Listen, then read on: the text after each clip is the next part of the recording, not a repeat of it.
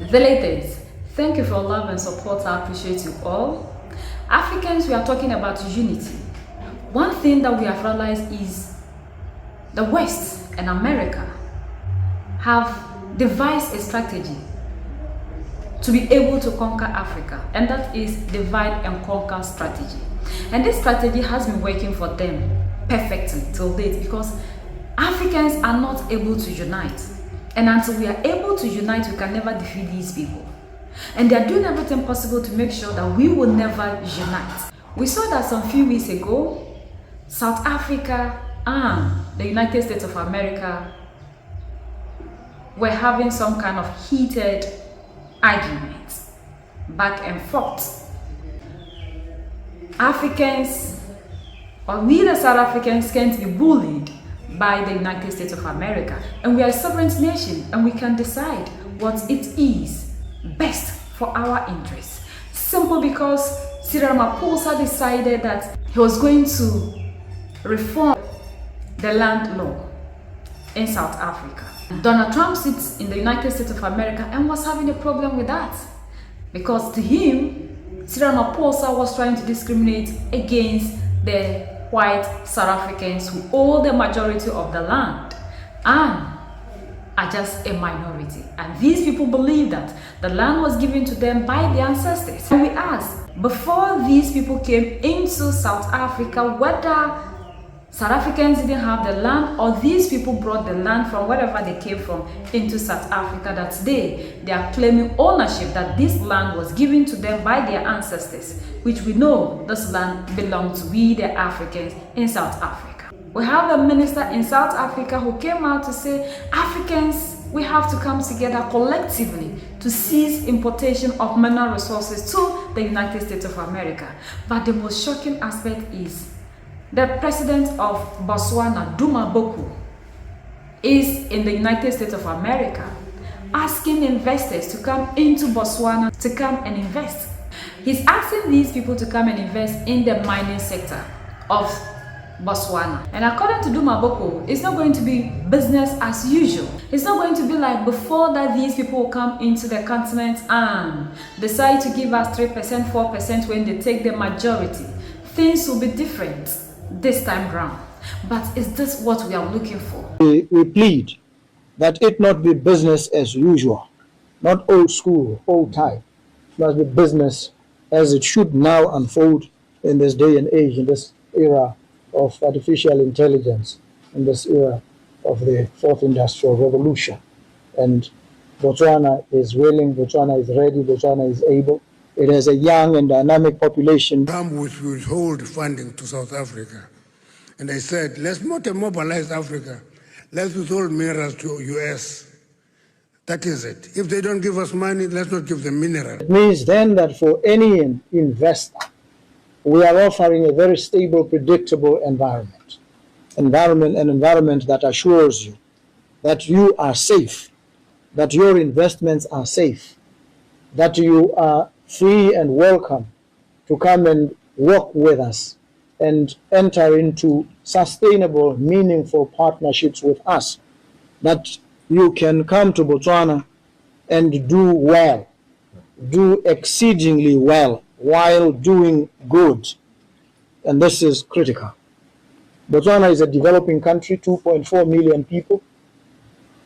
It has challenges of infrastructure, which were exposed fairly recently by the recent floods that hit the country. It became clear to us that we do not have climate resilient infrastructure. And so we have to invest, and invest massively in infrastructure. And so these are opportunities. We also are looking to power the economy, because the economy has relied over the years on diamonds. And Botswana is the world's largest producer of diamonds by value. And so we've had some complacency over the years. We've over-relied on this single commodity, diamonds, which has, in the recent past, faced serious hurdles, headwinds, challenges, and the economy has been adversely affected. So we've had an economy that was immensely susceptible to these exogenous shocks which have now manifested in the manner of the crisis that hit the diamond industry. And so we have to diversify our economy. We have to move and move with speed, with intention, deliberately, to diversify within the mineral space, because we have a lot of other minerals. We have natural gas, we have iron ore, we have a whole host of minerals in the country, which remain largely untapped. And so we will diversify away from the diamond reliance, but within mining as well. But we're also looking to diversify in areas like tourism, in ecotourism. And Botswana offers you the very best, not just on the African continent, in the world. If you want the best safari, you want the best wildlife, the best wilderness, you want to see the majesty of nature, the beauty, go to the Okavango Delta, and you will be wowed, you'll be amazed. That's what Botswana has to offer in the tourism space. But we also are looking to power the economy on the twin engines of the green space, the green economy, climate smart agriculture, and renewable energy. We're looking to invest. We're looking for partnerships in that space. We are 99% reliant now, as I speak, on fossil fuel, coal-fired power stations. We want by 2030 to have an energy mix that gives us 50% of our energy drawn from renewables. That's a massive opportunity right there. We also are looking to power our economy by digitization, massive digitization. That's a major pivot point in our economy. And we by proceeding in this manner, look to achieve a number of things. First, we want to achieve efficiencies in the economy and do a lot of cost saving by ensuring that we leverage on technology, that we employ data analytics in agriculture, in health, right across the whole spectrum of government services and activities. And we also, in the process, enhance service delivery and transparency. We want people to be able to interact with every government process and know where a project is, how much has been spent, have a blow-by-blow account of what is happening in relation to their resources, and so that everything is out in the open, and we have a more robust, a more transparent, a more credible democratic apparatus. And so these are but some of the issues that we have. And we look to business persons who have walked these paths. We look to you for creative solutions, for innovations, that we are open for business, but we plead that it not be business as usual, not old school, old type. It must be business as it should now unfold in this day and age, in this era of artificial intelligence, in this era of the fourth industrial revolution. And Botswana is willing, Botswana is ready, Botswana is able. It has a young and dynamic population of very educated people, some of them. This man sitting to my left was here, University of Southern California. Most of our people have studied in the United States. I studied at Harvard Law School many years ago. Some links and affinities with the United States.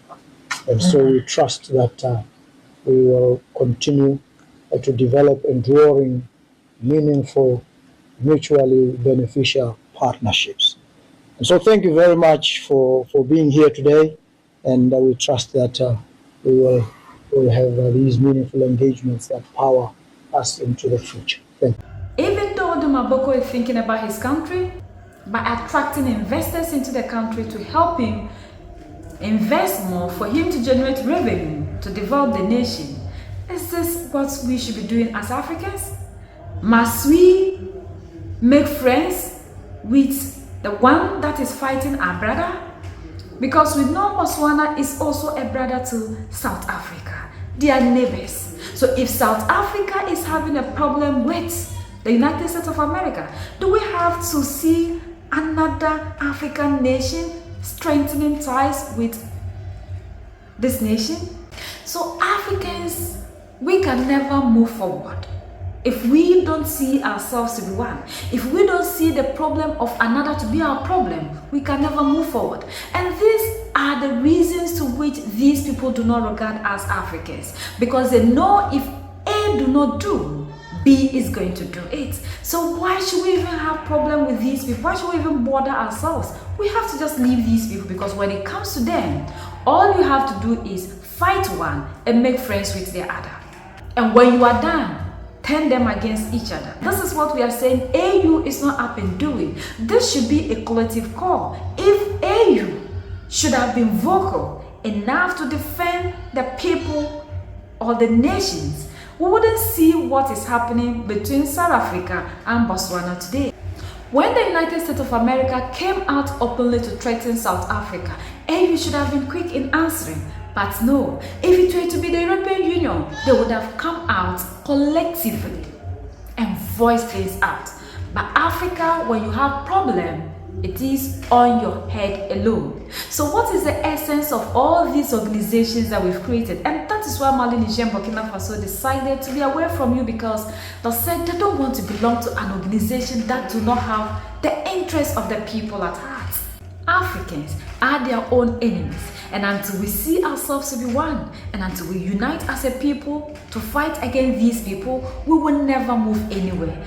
And one thing we should understand, we can never develop and change Africa individually. And that is why Mali, Niger, and Burkina Faso decided to come together to form the alliance, because unity is the only thing that we need.